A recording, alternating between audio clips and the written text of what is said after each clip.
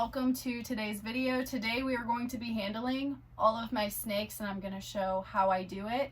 I have never been bitten by any of my snakes and it would be really funny if I say that and then today I get bitten, but hopefully that won't be the case. So I also wanted to make this video in memory of Brian Barczyk because he recently passed away and it is such a tragic loss for the whole reptile community. And for me in particular, this video would not be happening without him because he got me into snakes. I was scared of them. I had no interest in them growing up. I loved turtles and lizards and I just did not trust snakes. I thought they were beautiful, but I just had no interest in them. And then I started watching Brian Barczyk's videos and seeing how he would handle his snakes, and that made me more comfortable with them and interested in them as well. So he is the reason why I even decided to get my very first snake in the first place, and he got me over my fear and basically distrust of snakes in the first place, which is very special to me. So yeah, I think that it is really important for people that are not comfortable with snakes to watch videos like this to get a good understanding of their body language and how to approach them rather than just diving in not really knowing anything. So these videos can be very useful and helpful for people that are just new to keeping snakes or have an interest in getting one but they're still uncomfortable with them. So yeah, I hope that this video will be helpful. And we're gonna go ahead and dive in.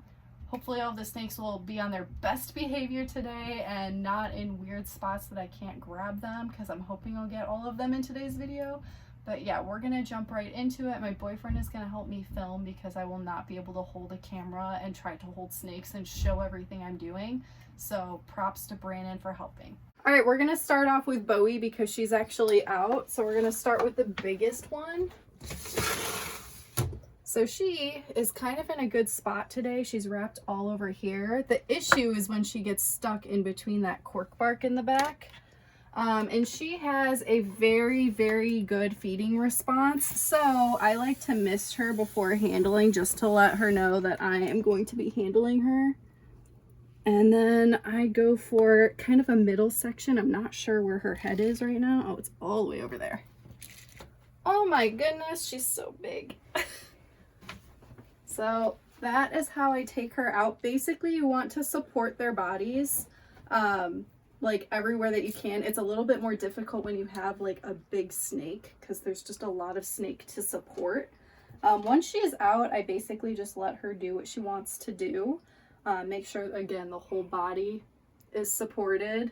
And basically when you're reaching in for any snake, you want to find where their head is and go away from the head and scoop their body. It'll be easier to show with a ball python.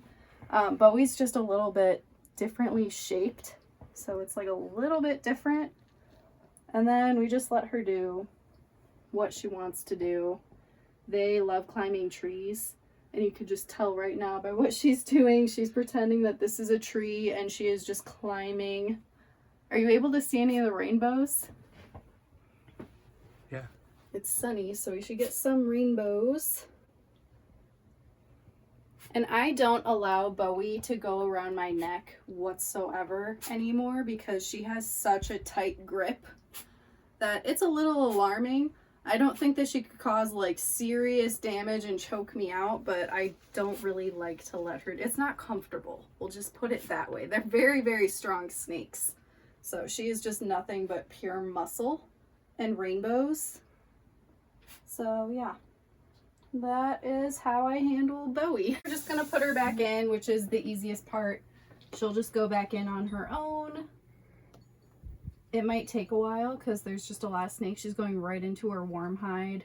It is chilly here. Chacho, come on, man. He's always sniffing her.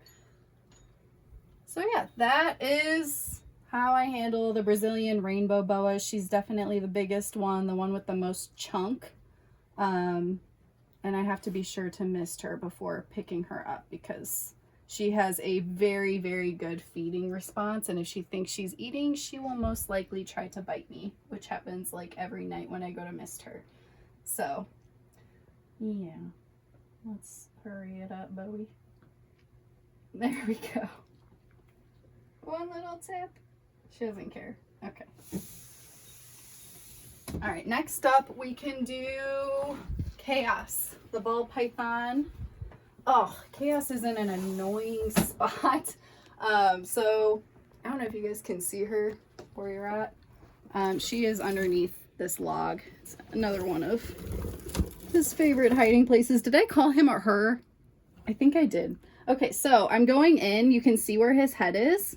You want to go in behind and scoop the main chunk of the body and then just pick them up. That is what you do with ball pythons. Typically, they will do this. They will ball up, and eventually, once they feel a little bit more comfortable, they might come out and start exploring. So ball pythons, in my opinion, are the easiest ones to handle because they just ball up. They don't really have much of a defensive disposition, like trying to bite you. Some of them will, but for the most part, this is what they're going to be doing. They're going to be balling up, which is just, it makes people more comfortable that are afraid of snakes because you don't see something trying to bite you. It's just sitting in a ball. Is it filming? Mm-hmm. So now he's getting more comfortable and he's coming out to explore. And with ball pythons' bodies, you can see when they have an S behind their head, that's usually when they're in a defensive position. Right now, he is a little curious, but he's still unsure of the situation going on. Okay, so now he looks a little bit more relaxed because he doesn't have like the cocked neck and he is exploring. He will just take his time and go pretty slow, which is pretty typical for him. Each ball python, of course, is going to have their own personalities and different behaviors. He's always the same way. He comes out in a ball. Takes a while. When he gets comfortable, then he comes out to explore a little bit. Do you see his eye? He has like an orange spot. Do you see it? This is the extent of how Chaos will behave when I take him out. He kind of like right now is a little bit cocked. He's a little unsure. He's still trying to get a good grip too. But yeah, he's pretty chill. And then for putting him back, it's pretty much the same thing. He's kind of wrapped on me, so I'll just like put him on the ground and let him unwrap himself naturally.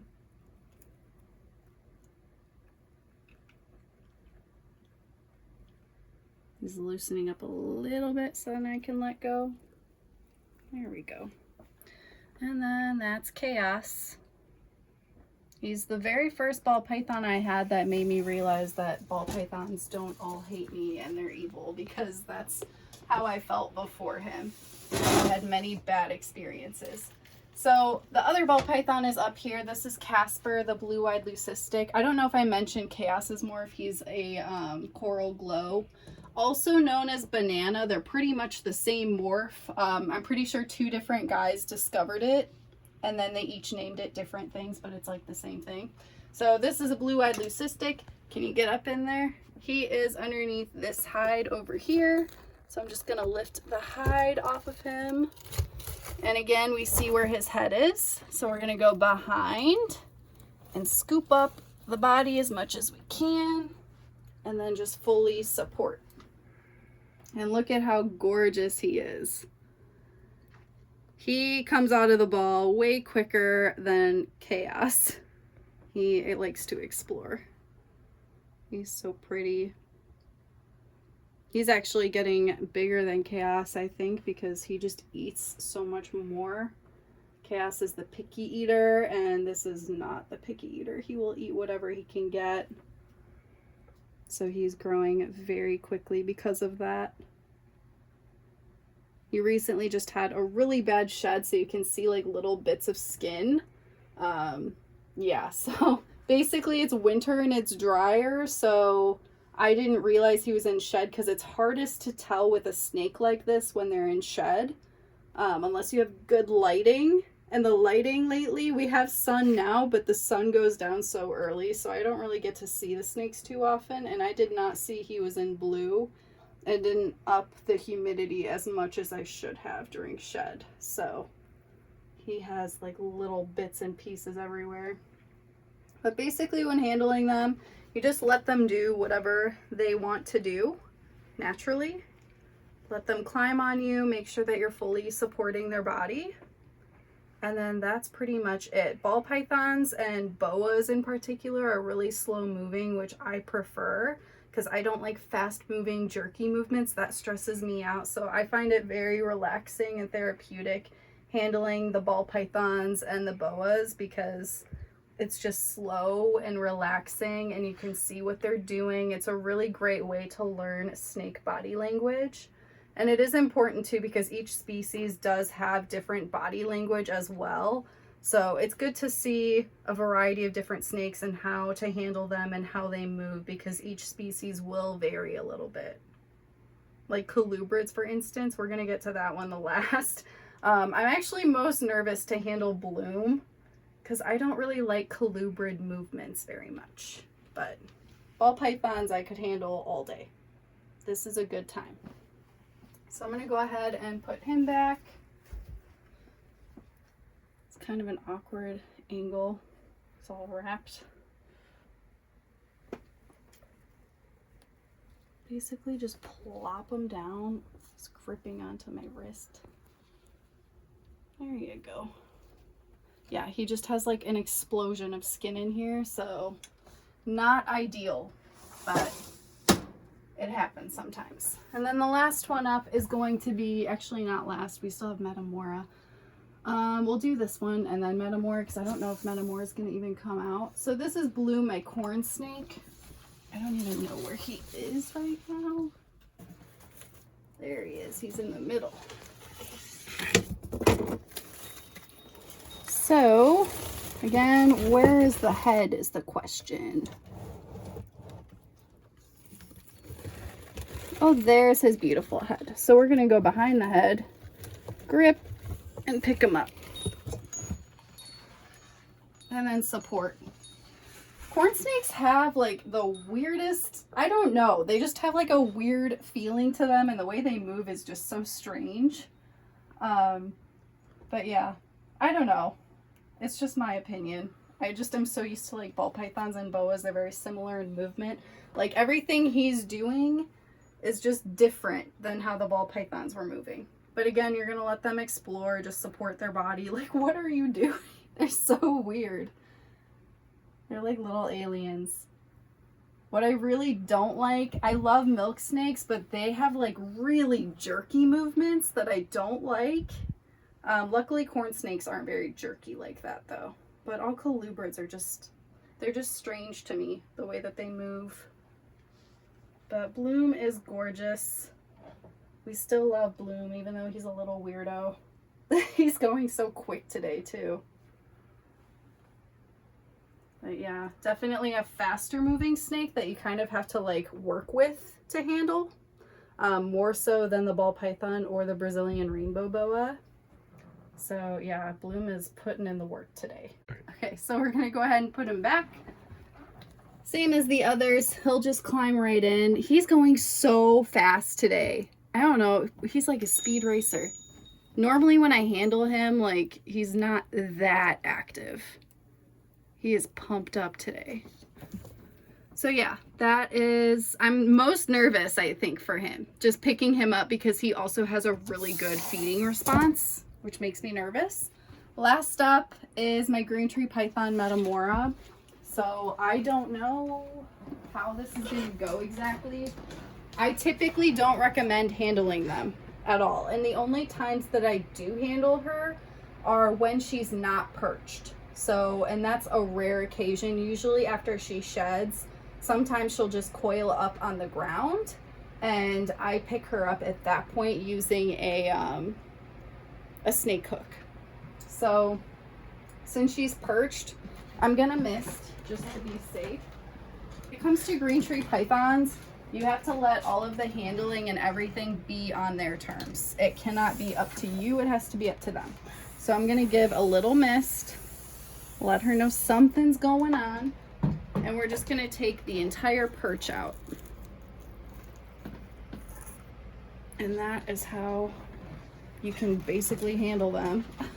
We'll bring her in here. So if she wants to come out, that would be her choice. Right now she is moving a bit. She doesn't really know what's going on. She's like, why is there light in here? I am supporting her underneath with my body just to let her know that I'm there. That also gives them, I think, a little bit of comfort.